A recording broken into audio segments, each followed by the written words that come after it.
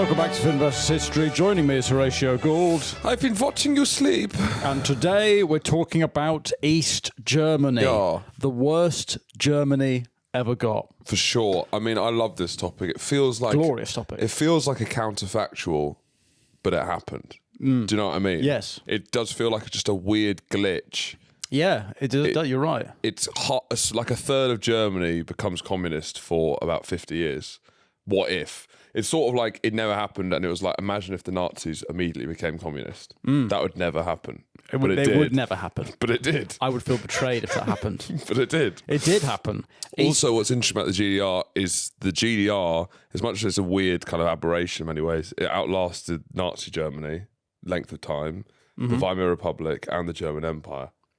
What are you saying? I'm just saying that weirdly, and it's outlasted the current iteration of Germany thus far.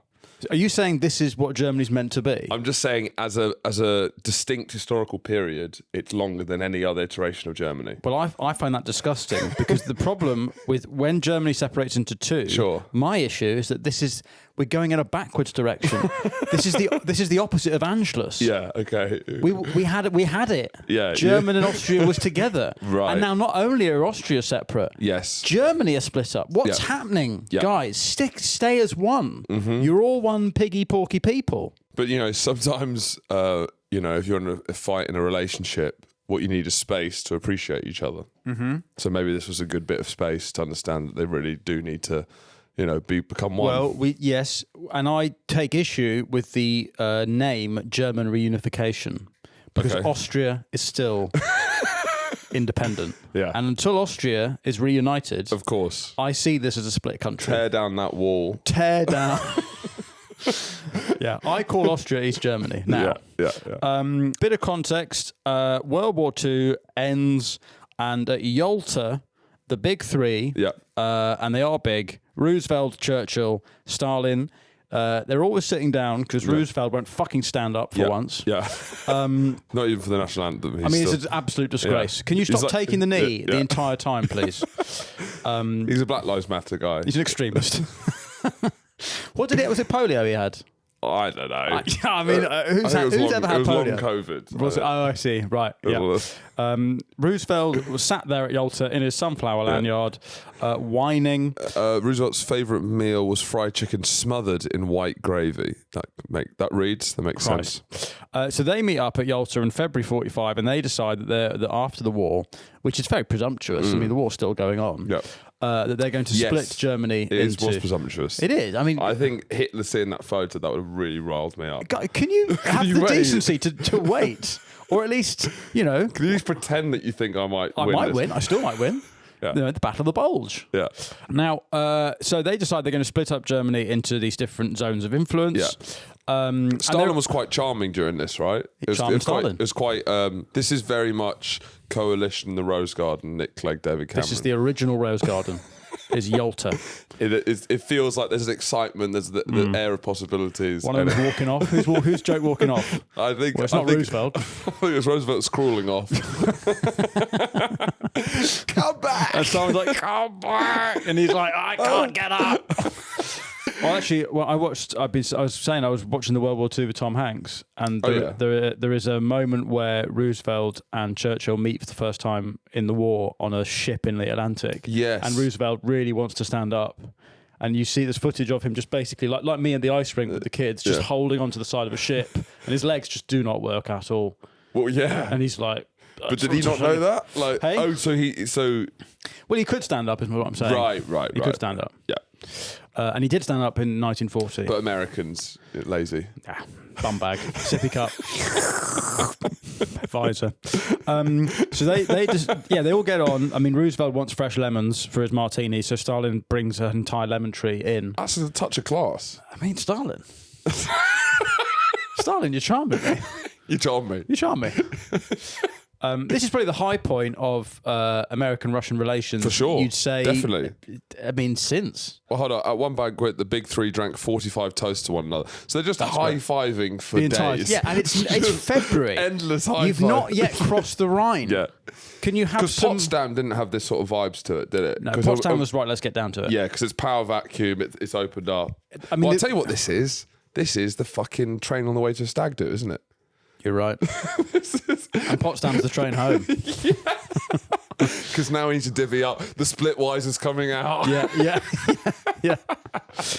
So they weren't the big three weren't at Potsdam, but Attlee was and Truman was. So it was still the big three leaders. You went on a stag do. Yeah, I went to Butlins, Bognor Regis. You went to Butlins, Bognor Regis. And you're completely right. Not a slur.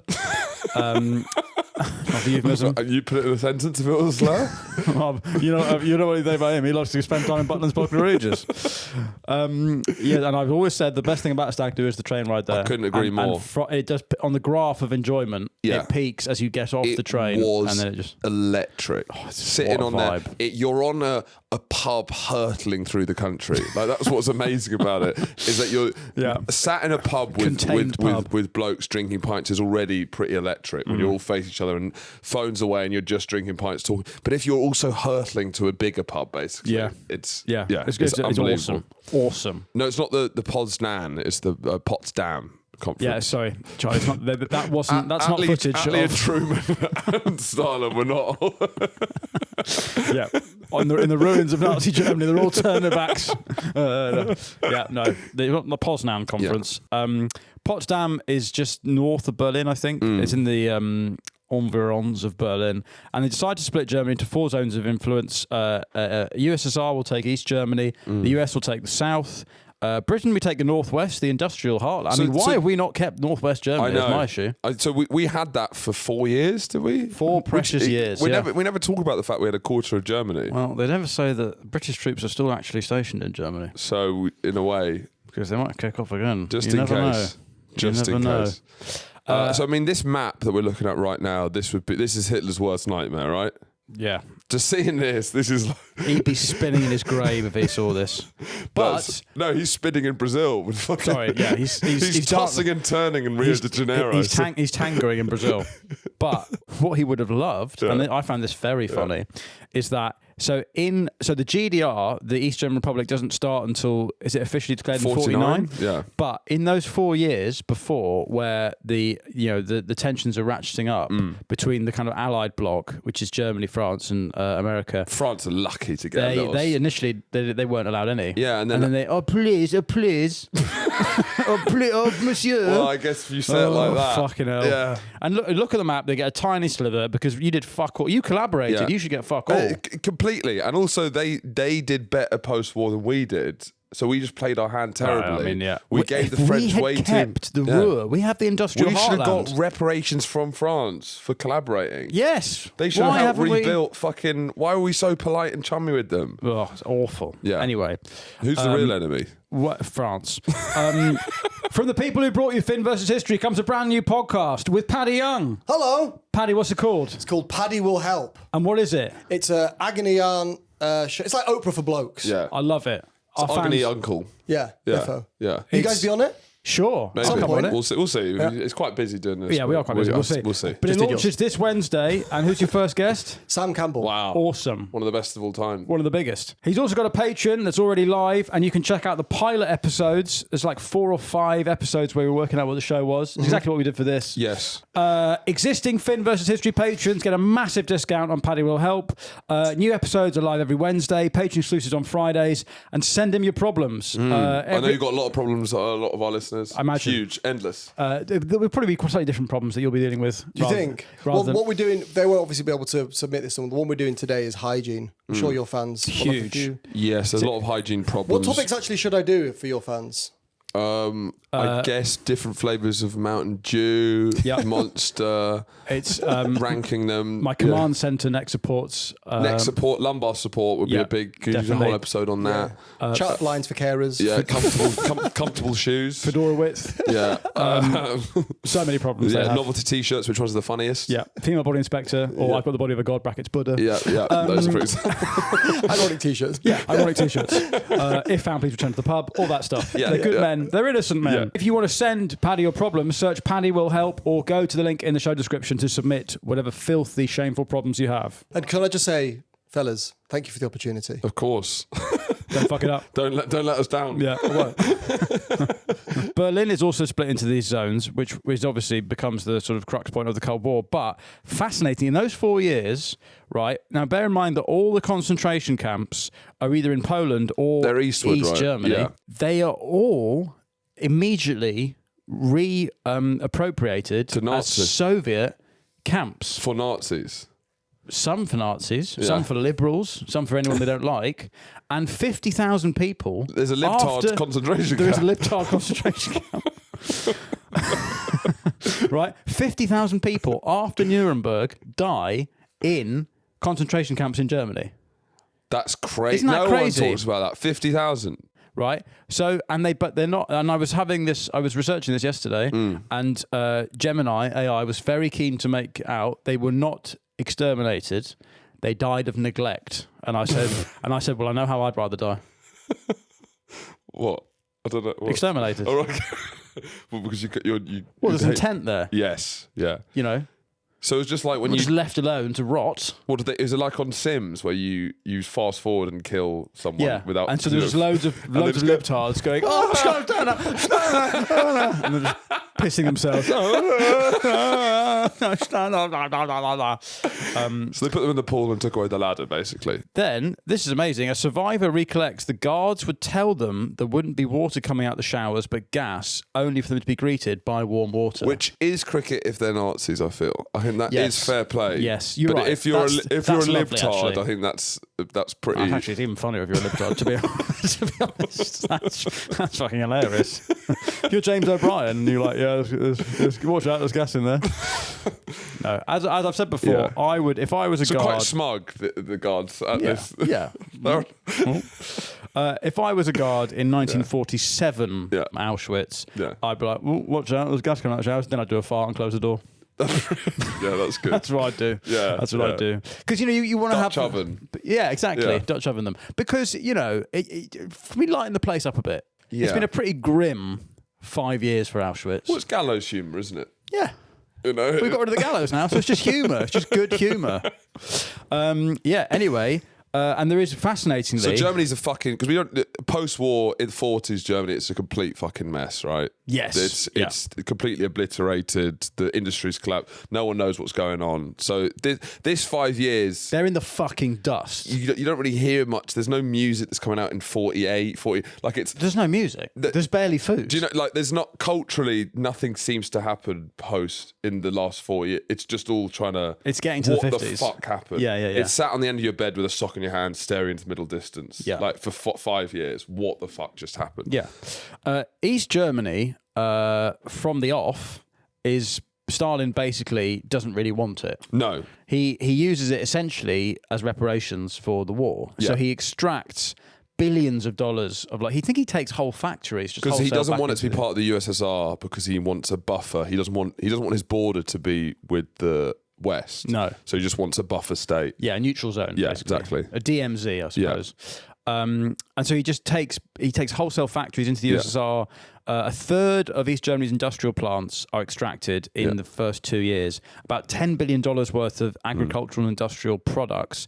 So from the off, their economy is fucked. Yeah, the GDR is quite interesting because it's the most successful communist country of any communist country. Yes, the most effectively run. Yes. And also it's the worst part of Germany and it got fucked the most by having its resources torn from it. So it is quite like an interesting model. Social experiment. Yeah, exactly. And also, in many ways, communism is German. You're right. If the perfect country to do communism is Germany. Like Russia, it didn't make sense. The Russian spirit is not communist it's this romantic... It's nihilist. It's not romantic, nihilistic. Yeah. But the Germans, the order, the processing of people, there is that part of the German spirit is quite communist. Well, this is what's fascinating about these sort of the early years, right? So the tensions pretty much start straight away. Yeah. Communists under Weimar and Hitler, they had been persecuted. Yeah. And so many of them flee into exile. A man called Walter Ulbricht, who is the architect of the GDR, he manages to survive both. He'd been born in 1893 in Leipzig, East Germany, and after a bout of diphtheria as a teenager, his voice was left permanently squeaking. Hello. So he was 5'5". Right. He was never going to be a kind of cult of personality guy, but he ends up being the architect of the GDR. It's another Tom Wamsgam sort of situation where he becomes one of the only two leaders of the GDR. Of their long history, it's only really two guys who ever do it. So he's maybe the biggest figure in the whole of this history. He seems to just kind of, when they're picking who's going to be leader, there's so few people left because they've had to denazify the whole place. The communists were already purged when the Nazis were in power. Yes. So that's to be pro-Soviet communists who's left, who haven't been purged by Stalin as well. Yeah, because he went to Moscow and then loads of German communists get purged by Stalin. Yeah, because he hates Germans. Yeah, exactly. Yeah. So he ends up as the last man standing, and he's the most senior person who survives all the purges. It's kind of Claudius Simmer as well. Yeah. It's just sort of the kind of... Only a quarter of German exiles in the Soviet Union survived at all. Yeah. So he gets sent by Stalin to the Spanish Civil War. Yeah, so it's not really like it's not a way to find, it's not a meritocracy when it's last man standing, is it? No, it's not. Yeah. So he ends up in Moscow, Utrecht in 1937, and he survives the purges. And then in 1946, Stalin basically, or maybe it's earlier than that, he's a puppet for Stalin. He sends Utrecht and goes, well, you're the one guy left. Yeah. You go back to the Soviet sector, the Ulbricht group, which sounds like a very brutally impenetrable synth band. Yeah, sounds like the kind of music Stuart Lee listens to. Yes, and then writes a 2-hour show about. What do you mean you didn't get it? Help me out, Stu. So people say that he was cold and ruthless. This is how lacking in human warmth he was. When he goes into exile in the 1930s, he abandons his wife and daughter. When he returns in 1945, he doesn't contact either of them. Just divorced. They get divorced in 1949. German communist. Like, that's a double cold. That is aspirational, Dad. Yeah. I'm back. Not going to look you up. Yeah. Not going to look you up.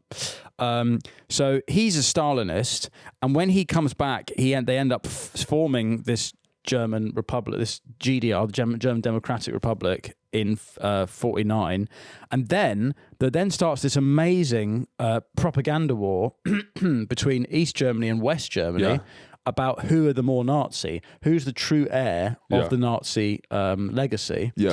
And because the Germans are like, the GDR are like, we're anti-fascist, we're communist, so we're cleaning up. So even though they've got the camps, and they are shoving some Nazis in there, but they're also employing Nazis that are actually like quite useful, but keeping it quiet. Whereas West Germany, under, I don't know if it's Willy Brandt or the one before, West Germany, they go, guys, people in glass houses, we've all had a mad time. If we're going to get rid of all the Nazis, they blare it. They get around the negotiating table. Guys, we all... They Good Friday it. Yeah. the original Good Friday agreement. Yeah. Because they basically are like, if we throw all these guys out, you're getting rid of these guys are very good at paperwork. Yeah. At processing. You know? What are the transferable skills that the Nazi state have that aren't racist? Yeah. You know, genocide takes a lot of admin. Okay, and if you're going to throw that baby out with the bathwater, it shows you can wake up early. It shows you could, organize, schedule, scheduling. These are all things. And I do think with the German people, the British government, in general, you could view the Nazis as unethical. Sure, that's your politics. Don't want to get political. Let's not get bogged down in the ethics of it. But the German spirit, you just need to point them in the right direction. They're a toddler. Clearly, the Germans can sort of do any system very effectively. Yeah, and the most effective communists, the most effective fascists, and in many ways been arguably the most effective capitalists in some ways. It's just, where do you point that wind up toy? Totally. So forget about fine, they'll point in the wrong direction, whatever. Pick them up and turn them in a different direction. It was our fault that we didn't turn them around for 12 years. That way. You can do that with toddlers. Yeah, toddlers they just walk. You just pick them up, turn them around. They'll just go the other way. Yeah. It's actually very, very easy. With the Italians, they're asleep on a chair, and you're just changing the direction the chair's facing. It doesn't change anything. They're just asleep. No. Italian communists, Italian fascists. Yeah, they're both fundamentally on a chair, facing different directions. They're Italian. It doesn't matter what the word after Italian is. They're Italian. Yeah. Now, in March 1948, the West German Republic is declared. That's when Britain, France, and US ally all their western zones. And so the GDR is formally founded on the 7th of October 7th, 1949. Shall we place 1949? Okay. I'd say this is... So is this before Britain gets just before Britain gets the nuclear weapon, or did we do it?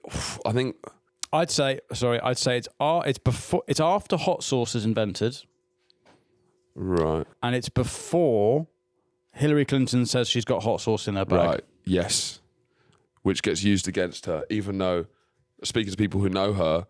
Apparently, she does truly love hot sauce because people saw it as a way of her trying to get the black vote. Yes, but it's actually what am I meant to do? I really like hot sauce. I have it in my bag. Yeah. But it's probably the most 7,000 BC. Okay, I didn't realize. The Aztecs invented it in 7,000 BC. I was about to try and get a very close one. Please. You just busted it wide open. It's because I was reminded yesterday. With a 7,000 year birth. I assumed it was invented in the 19th century. Hot sauce. But I'm thinking as a Westerner. Of course, the Aztecs got there 10,000 years ago. Okay, maybe. Okay, no, you're right. So we acquired nuclear weapons in 52. Yes, before that, and I guess it's after Japan acquired them for a second. Yes. There was a millisecond where Japan had nuclear weapons before they exploded. It was in Japan. There was a nuclear weapon in Japan, I guess. Yes, exactly. It was in airspace, and they went, "Oh, we have nuclear weapons." Oh no! If someone had caught it, and that it hadn't been a drop, then they'd have one. They'd have one. So that's all you had to do, by the way, Japan. Yeah. You got to hold your hands together, pull into your chest. Yeah. Oh. The technique. Is it the worst drop catch of all time? I mean, it's coming out the sky fast, but is it the worst? Is it the worst drop catch of all time? Japan. Yeah. Catches win matches. Anyway, so now 49 GDR is formed. And it is recognised immediately as by socialist countries and the Arab bloc. Yeah. West Germany in 55 have this thing called the Hallstein Doctrine, which means that no one is allowed to recognise East Germany, I think. Okay. Or they only recognise countries that don't recognise East Germany, something like that. Anyway, so immediately it's tense. In the 32% of public administrators in 54 in the GDR are former Nazis. They refuse remuneration requests from Holocaust survivors. Phenomenal. This is interesting. Phenomenal. This is an interesting one. I do like this because I guess it is a different management, isn't it? Under new management. Yeah, that's what they're saying on Germany. Under new management. And people are calling up saying you owe us the stuff. It's like, well, it wasn't us. Well, not on my shift. Hey, I wasn't there. You want a guy before this? Yeah. Under new management. Yeah. How many times? To be honest. If you get his number, I'd like some remuneration as well. Yeah. To be honest. Yeah. Because I still got some stuff to talk about as well. And also, you're talking like a bit of a libtard, and I know exactly where I'm going to send you. Do you want to go back? Yeah. East Germany insists it's not the legal successor to Nazi Germany, so refuses all compensation requests from Holocaust victims. That's a tricky one. That's a tough one. Yeah. But then also, West Germany are like, no, we're not doing that. That's the ultimate when you call someone and you're speaking to customer service. And they're like, no, not my department. It was like, who is it then? Can I speak to? You killed all my family. You killed every single... Well, I didn't. You want to speak to Pauline in West Germany? Yeah, put me on hold. Yeah. Hello. Right, I'd like some Holocaust. No, you want East Germany. I've just spoken to them.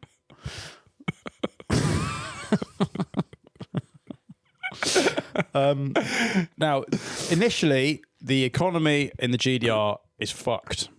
Okay. It's very bad because Stalin has not really wanted. He doesn't want it. He just wants it as a buffer zone. But Ulbricht is a committed Stalinist. Yeah. So do you remember when we did Russian Revolution? Part of what is so impenetrable about the Russian Revolution is that everyone's differences of opinion are about how quickly socialism should arrive.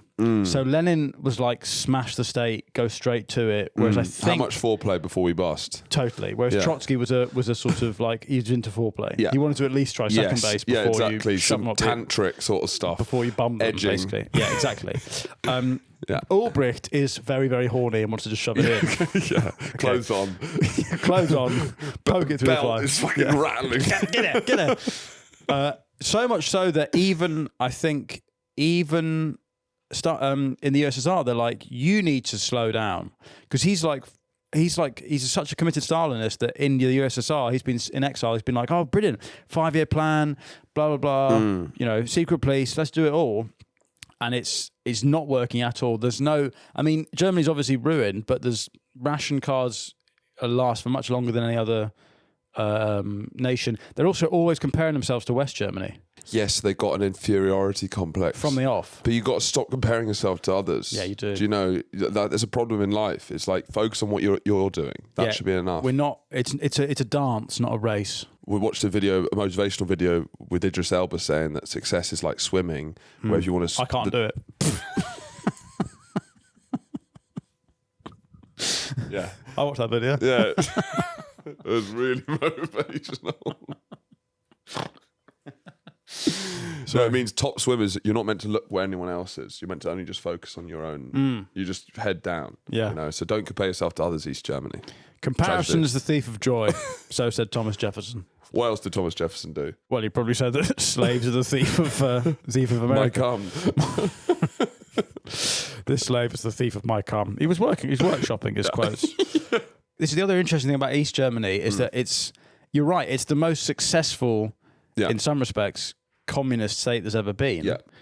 And yet, because it is comparing itself to a capitalist country that started at the exact same time with the exact same level of ruin, it will always be remembered as a sort of failure. Yes.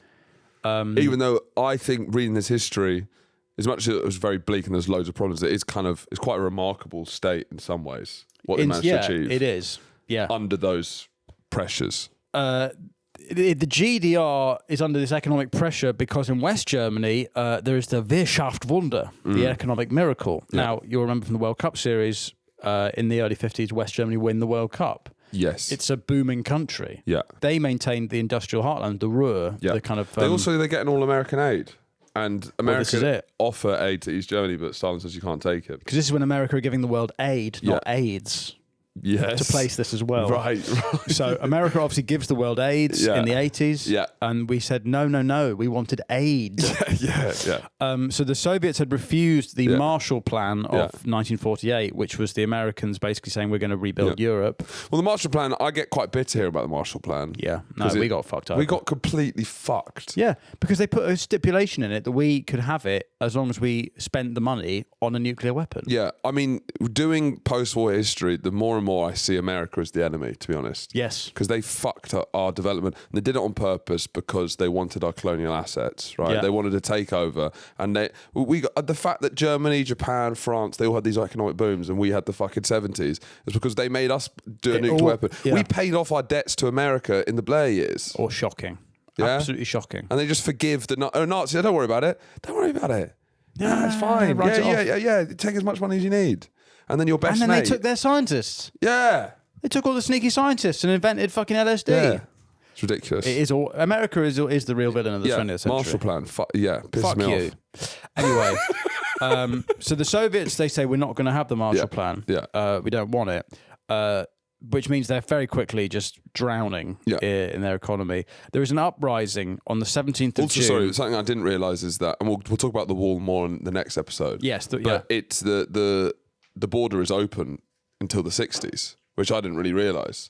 In my head, it went up immediately. No, yeah. But so people are just leaving constantly. Yeah, so there's a big uprising in 1953. 1 million people are on the streets. Stalin had died a couple of months before. Yeah. Ulbricht has lost his hero.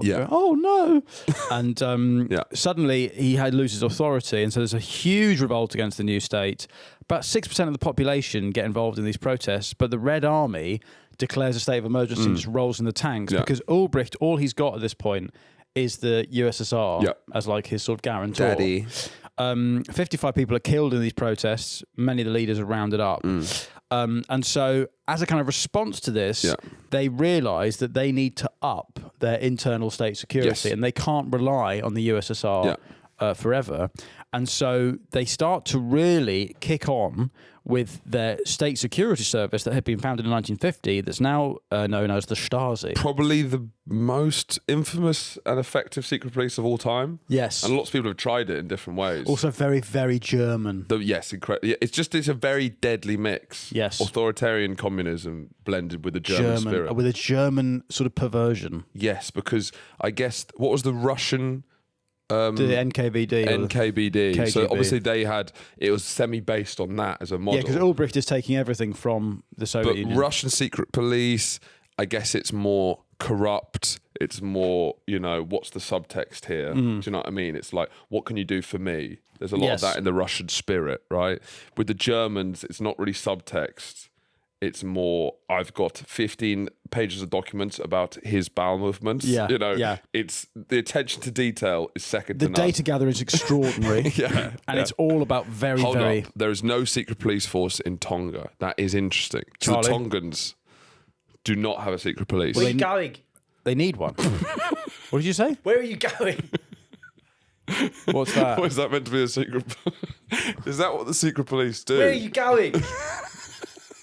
Is that you being a secret police officer? There's him being a Tongan secret police officer. Right.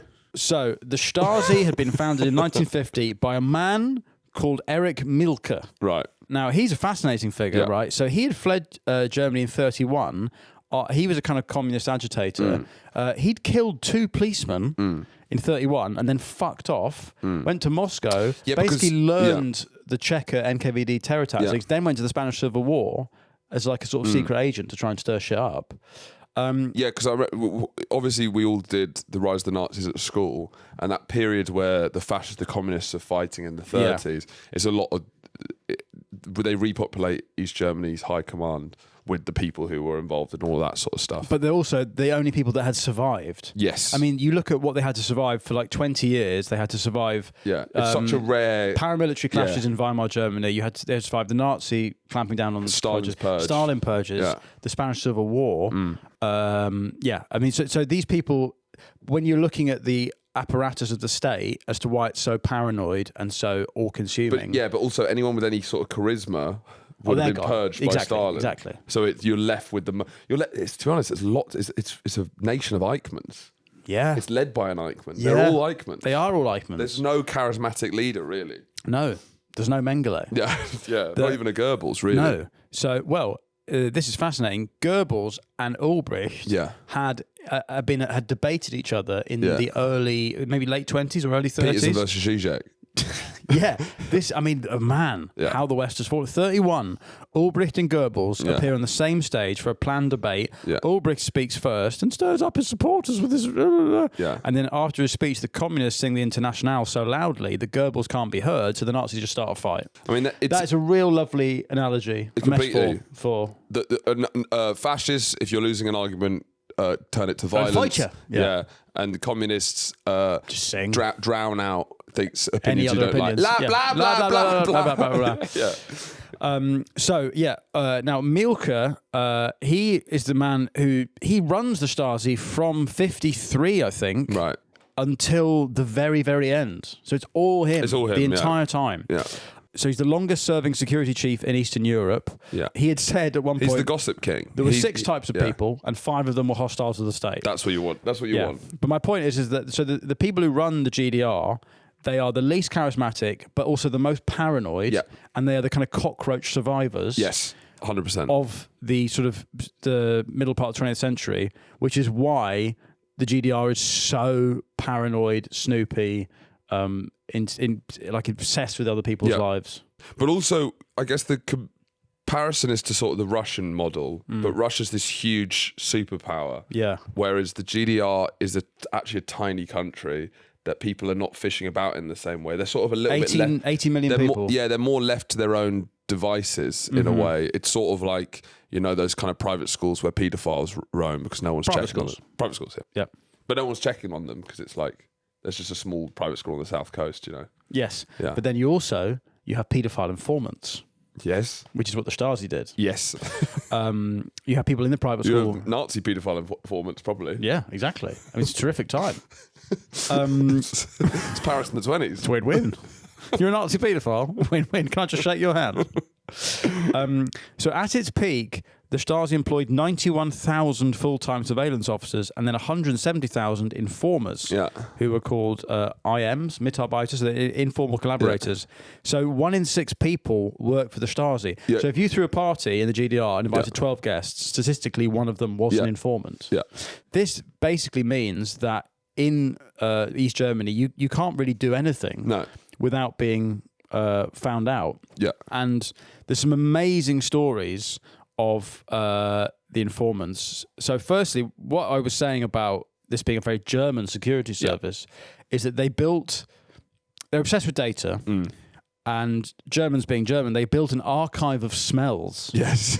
So they have, basically, they take everyone's farts in a jar and they store them in a massive library of smells. Yeah. So that they can... Charlie's Flat's an archive of smells. Yes, it is. The Stasi archive of smells. And so they can train sniffer dogs to track you down if they decide that they want to get at you. It's pragmatic, it's cold, but it's also perverse simultaneously. Yeah, very German. There's like a logic to it, which is kind of unromantic and cold, but it's still just a bit... There's something hot farts in a jar. There's something just... fundamentally, it's still kinky. How cold and unromantic and detached can you be about collecting... farts in a jar. An old woman's farts in a jar. You never know, we might need it later. Yes, just in case. 79 onwards, it built an archive of odour samples, stored in airtight glass jars, and the last known use in Germany was 2007, when the federal prosecutor took odour samples from anti-G8 activists. Fucking hell. So they've still got this information. Still dipping into the wall of smells. The wall of smells. Well, was it Brian Eno's wall of sound? But it's the wall of smells. Well, I just imagine it's this like big fuzzy wall, and you just go, and you have like you go on a different journey. But yeah, I mean, it's like I've always said, the worst thing after a big stinky shit is to try and cover it up with potpourri and air freshener. Just let one smell, please. One smell at a time. Yeah. Anything else is too much. Yeah. They surveil everyone. They bug her phones, cars. They open letters. They secretly film people. There's an amazing photograph of a Stasi person photographing a CIA person who's photographing him. Yeah, which kind of defines the vibe of the Cold War. Yeah. It's guys standing in front of... Central. Yeah, it's just taking photos, scared that you're going to start World War III. And what's amazing is that no one really knows, or rather they don't really... After the 60s, they don't really do much with all this information. Like they have this very brutal first phase, the Stasi, where they sort of... They kidnap people and they put them into this jail. And then they're just collecting data. Just collecting data. Yeah. So when there's amazing stories that come out when they open the archives in 91. Because there's more written by the Stasi than the whole of German literature. Yeah. There's more words from like the Middle Ages to World War II. Yeah. There's an amazing story of a woman called Vera Langsfeld, who's a German politician, and she discovered in 1992 that her husband of 11 years had the entire time been informing on her and had been telling the Stasi like what her psychological weaknesses were, what she was like in bed, when she was on her period. Yes. Yeah. Just complete documentation. Yeah. She then divorces him straight away, and he goes, well, I'm actually a Jew, so I support the GDR because I think it's a response to Auschwitz. Right. Which then, you know... He does the Kevin Spacey I'm gay defence. It's an impenetrable defence, because what's she meant to go? Yeah. I'm gay, actually. Fuck. I don't understand that culture. Yeah. You know? Yeah. It's different. Yeah. It is different. Yeah. You know? Men harass women putting a hand on the knee. You're sucking off strangers in public toilets. I don't understand the rules. I don't know if that's a good or bad thing. What? Yeah. What? Help me. I'm blind. You know, the rules are different. It's a different game. Does it count if I'm blind? Maybe. I'm blind and gay. Yeah. That's the only better Kevin Spacey defence. Yeah. I'm blind. Right, fine. Yeah. You're just trying to shake their hand. This is also fascinating. The Stasi youth, right? So bear in mind, they put a lot of Hitler youth boys and girls into concentration camps for being Hitler Youth, which is a bit, you know, they're teenagers. They're kids. We all think weird things when we're 15, right? They then start the Stasi Youth, not the Stasi Youth, they start the sort of GDR Youth, and they have a salute, right, that's slightly too close. Let's see. So it's this. Yeah. So it's basically a Hitler salute that's been bent at 45 degrees. Yeah, that's... It's close. This is why it's a counterfactual. It's weird. It's AI. What if the Germans became communist, but it actually all happened? Yes. It's image. And also, if you're like a 90-year-old woman in the 80s, what you've lived through the German Empire, the Weimar Republic, Nazi Germany, and Communist Germany. Yeah. And then reunification if you lived to like 91, 92. But they're not living to see Austria becoming part of it again. So hopefully we will. I hope so. Yeah. So yeah, they have this salute, which is it's sort of like a right angle Hitler salute, and it's just a bit close for comfort. But this is fascinating because the East Germans are like, we're communists, so we're not fascists, and then in West Germany, that's where they start saying, well, actually, you're totalitarian. Definitely. And that's the shared language. So they try and move it away from fascism to fascism, communism, you're all the same. It's about totalitarianism and authoritarianism. Yes, because that argument starts in the sort of 70s. Because East Germany, in a way, is more anti-Nazi than West Germany, but it has more of the same fixtures of Nazi regime than West Germany. Well, there's more people working in West Germany. It's Gestapo, Stasi. Yeah, West Germany's fascinating because they basically just go, la, la, la, la, nothing happened. Yeah. Just give everyone the jobs. Yeah. Ignore it, otherwise we'll never get anywhere. And then when the next generation comes in at the end of the 60s, there's this German word, I can't remember what it's called, it's mad long, basically means reckoning with your past. Right. And there's a Fritz Bauer, who's the attorney from the Eichmann series, he does a series of trials off the back of the Eichmann trial in the 60s. It's called Vergangenheitsbewegung. That's when suddenly the new generation are like, well, hang on, what did you do in the war? Right. And then so the 70s, Willy Brandt, who is the Chancellor of West Germany, he falls to his knees at the Warsaw Ghetto Memorial in Poland.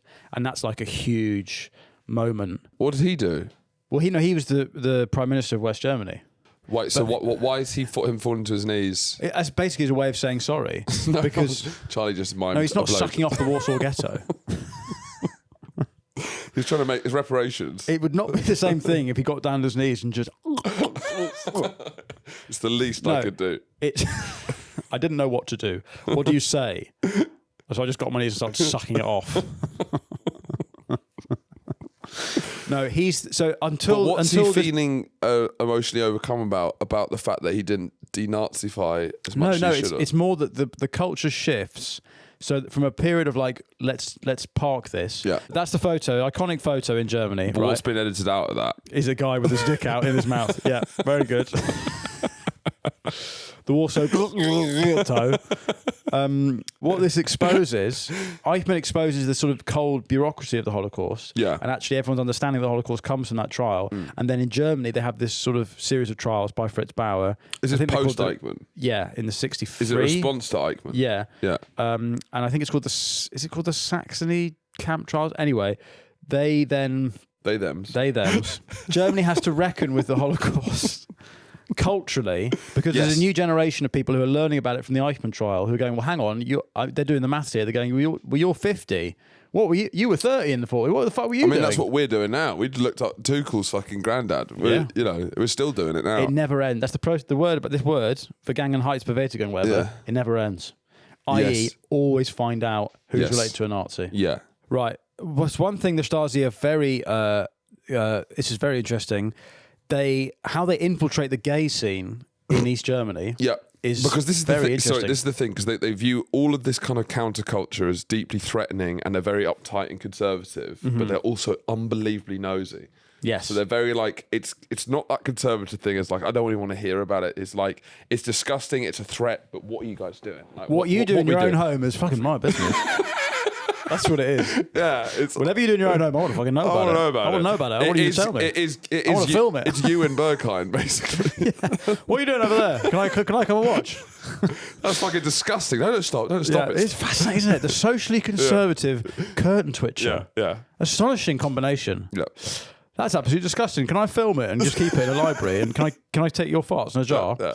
So what they did to the gay scene, there was something called the Homosexual Interest Group in Berlin, right, which gets set up, and then the Stasi immediately like, fuck, we got to know about this, because they always think that their main enemy is subversive elements. Well, because the whole regime is so insecure. To be gay is to be subversive. Yes. Okay, in this day and age. Yeah. And interestingly, East Germany, they legalize or decriminalize homosexuality earlier than West Germany. But what they do with that, when they say, "Oh, you're all allowed to be gay," they then fucking blackmail. That they infiltrate all the dogging hotspots in East Germany, and then catch people, blackmail them, saying you have to work for us now because otherwise we'll tell everyone that you're gay. Yeah, right. They even open gay nightclubs in the 80s. What, Stasi run gay nightclubs? State-sponsored gay clubs. Unbelievable. And then they're filled with cameras and they're bugging it. Yeah, so basically good. they think that it's getting out of hand because if you're basically their logic goes that if you're gay in a society that doesn't accept that, then you're inherently sneaky and good at spying. Yeah. So we should use that for the state, but also you're not to be trusted. It's a nation of glory holes, but the glory hole on the other end, it can be someone spying on you. A nation of glory holes. It really is. Because there's people with holes who are spying on you. Well, get out. Yeah, get out. Exactly. They're either sticking knobs through there or they're surveilling you. They are, totally are. Now let's just go through some of their methods because they had this tactic. Basically, after the Berlin Wall goes up, the kind of brutal first phase of the Stasi starts to ease off because they're always aware of looking bad in the West. Yes. Because they're always comparing themselves to the West. Yeah. They don't want to look bad. So they move away from being the more physical torture methods and they move towards this thing called Zersetzung. Yeah, they get onto chick shit, basically. This is chick gaslighting on a state. Yeah, they move scale. away from like blokey stuff to girl shit. Stuff. Yeah, they move from non-fiction to fiction. So this is psychological pressure. This is teenage girl stuff. Okay. Zersetzung translates as decomposition or disruption. Yeah. It attacks your mental stability, your self-confidence, your reputation, your family life, a person's fight ability with a woman. to continue. Yeah, it is, and you can't win because they will just constantly think you're crazy, you're losing your mind, and then if that doesn't work, they'll call you a paedophile. Yeah. He raped me. Right, brilliant. Well, I'm gay. Doesn't work. Doesn't work. Kevin Spacey defense. That's the only thing you've got. That's all you got. So Jürgen Fuchs, who's one of the best-known victims, described it as an assault on the human soul. This is where the Stasi would sneak into your house and they would just change all the clocks to be wrong by like 2 hours. Yeah. They'd move some furniture. They'd change the brand of tea. Make your life uncanny and weird. And you walk in and be like... It's the first third of a horror film. Yeah. Where everything's just a bit off. But the entire time. Yeah. They changed the brand of tea that you drank to make you think you were going mad. Yeah.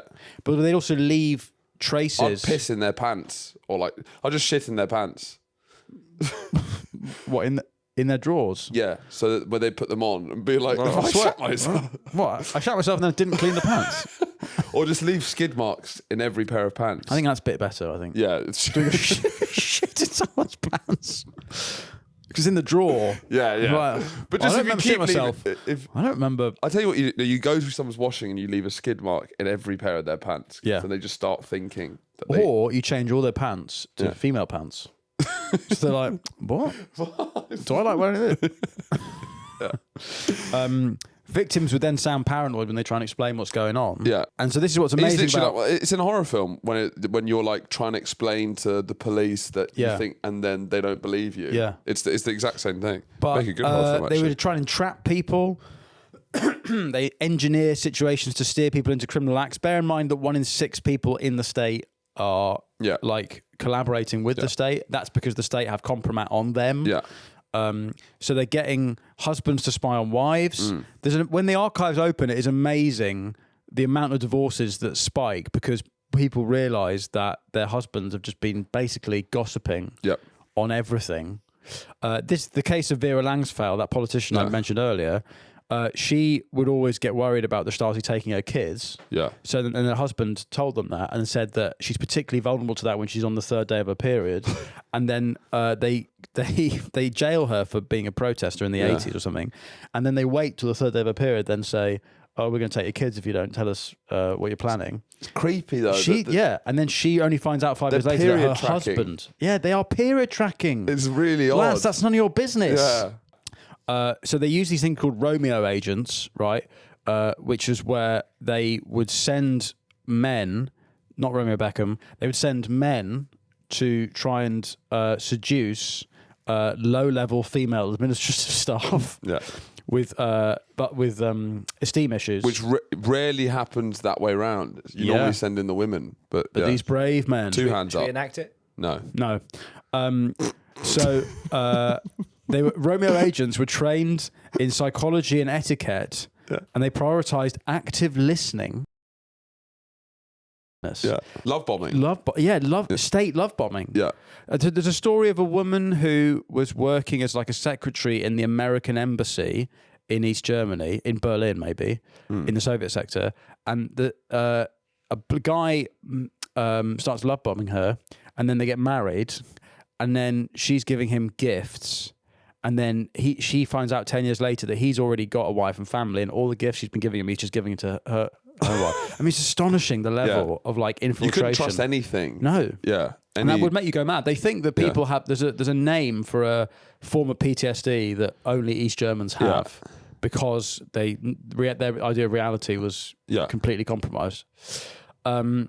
They think there's about 300,000 to 500,000 victims of the Stasi. Some people think that they caused cancers and physical illnesses. What is it, Charlie? How important do you think trust is in kind of romantic relationships? Well, I think this level of mistrust is, it's damaging. I'd say. Is it? It's all sexy, or is it just kind of fucked? Is it sexy? The idea that this is such a mess. I don't think it. I think the problem is you find anything sexy. Because you can always say this is a mess, isn't it? Let's fuck. You're like your wife of 10 years never loved you. And watched the stars. This is such a turn on. Nothing. Who even are you? Nothing's real. Let's fuck. Yeah. I think you just say that with anything, don't you? Yeah, maybe. Yeah. I think you're just horny. I mean, this also explains why Germany is the way it is now. Totally. It's just so scrambled. This is such a mess. Let's put a rubber fist up my ass. Yeah. Yes, Charlie. Did I tell you about on Field? Do you know Field? The kink app. Yeah. I was trying to be I would try and be non-threatening on there, so I said I was bisexual, which I kind of am, but it was more of a phase at this point.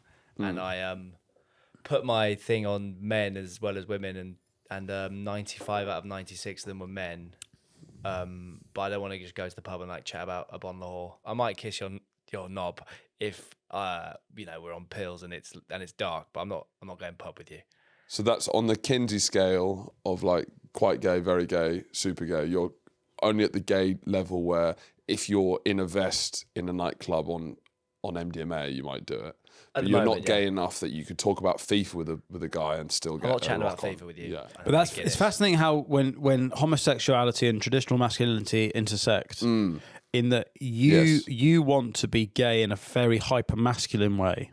Yeah. In that I want to be like wearing a string vest, busting fags, doing pills. Don't say that. That's incredibly offensive. No, I didn't mean busting fags in the 50s sense. The Stasi were busting fags, it must be said. No, I mean you want to be smoking cigarettes, being basically Ray Winston, and going, I'll fucking suck you off, as if it's like the height of aggression, in an aggressive way.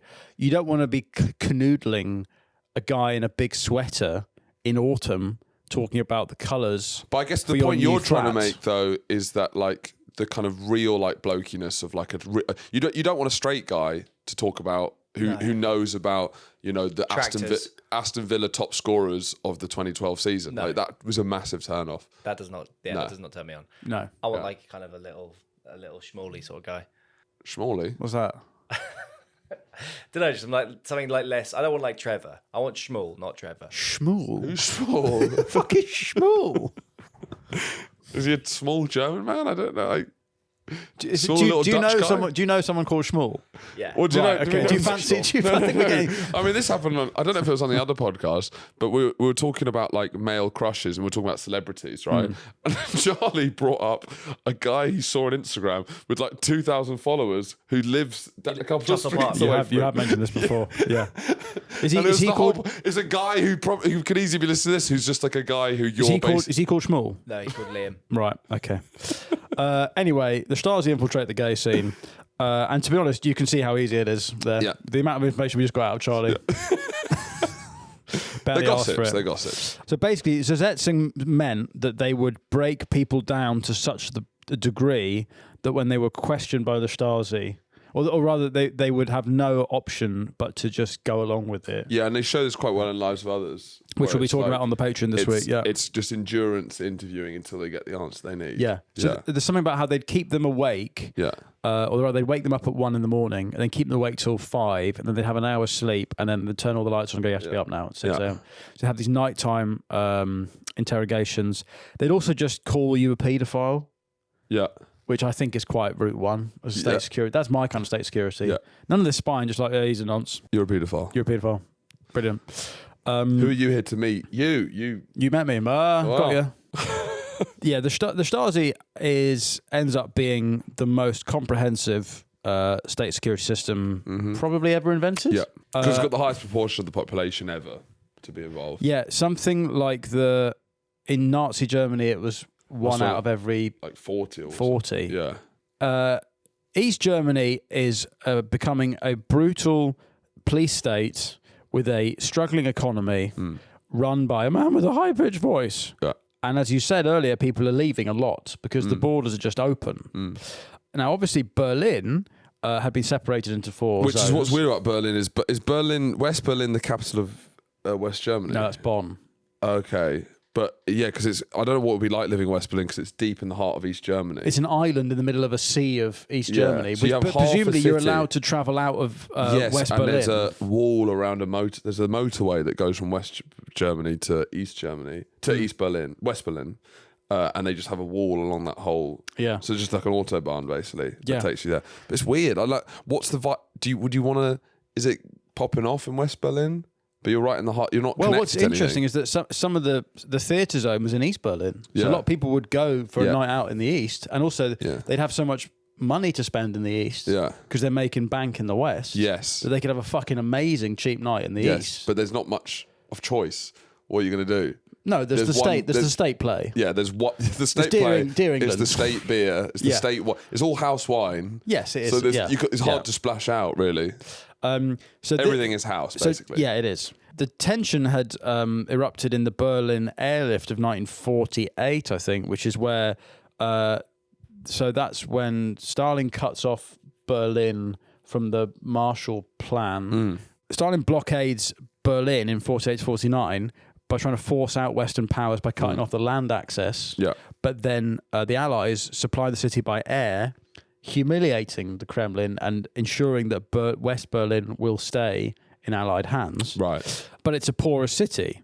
So East Germany, people are just leaving East Berlin to go to West Berlin, and then presumably from there they can then leave to the West Germany. Yeah. So between 49 and 61, around it's the most porous border of the Cold War, basically. Yeah. So between 49 and 61, nearly 3 million people leave East Germany for the West, so about 6th. Yeah.